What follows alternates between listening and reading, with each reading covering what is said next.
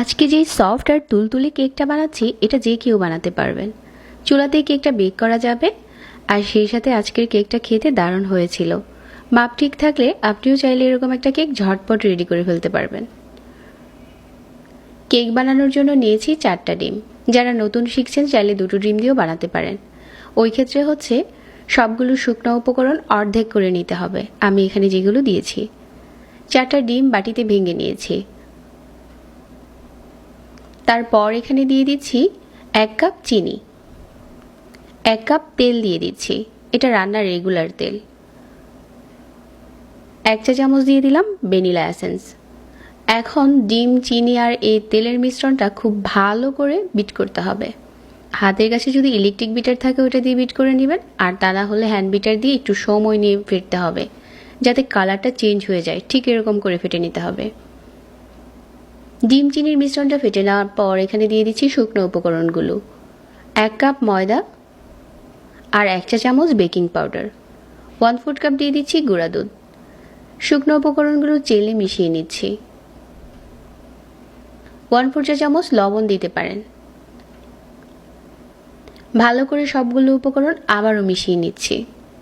আর এই মিশ্রণটা কিন্তু মিশাতে মিশাতে অনেক স্মুথ করতে হবে, তা না হলে কেকের রেজাল্ট ভালো হবে না।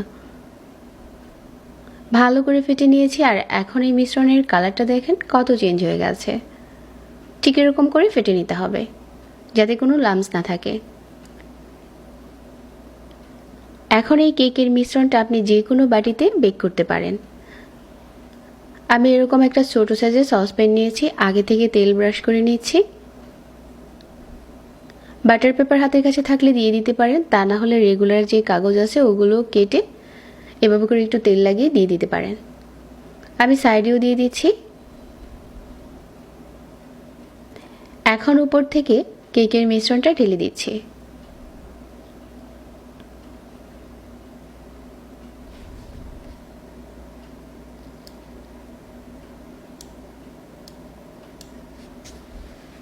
আর একটা টুথপিক দিয়ে ঘুরিয়ে দিচ্ছি যাতে ভিতরে কোনো বাবলস থাকলে ওটা বের হয়ে যায়। এখন উপরে আপনার পছন্দ মতো চাইলে টুটি ফুটি দিতে পারেন, আবার চাইলে বাদাম কিশমিশ দিতে পারেন। আজকের কেকে আমি বাদাম কিশমিশ দিচ্ছি। উপরে এভাবে করে বাদাম কিশমিশ দেওয়া হয়ে গেছে। আর কেকটা চুলাতে কিভাবে বেক করতে হবে ওটা দেখিয়ে দিচ্ছি। আপনি যে পাত্রে কেকটা বেক করবেন ওই পাত্রে 1 বাটির মতো বালি নিয়ে নেবেন। বালি হাতের কাছে না থাকলে 1 কেজির মতো লবণ ঢেলে দিয়ে দিতে পারেন।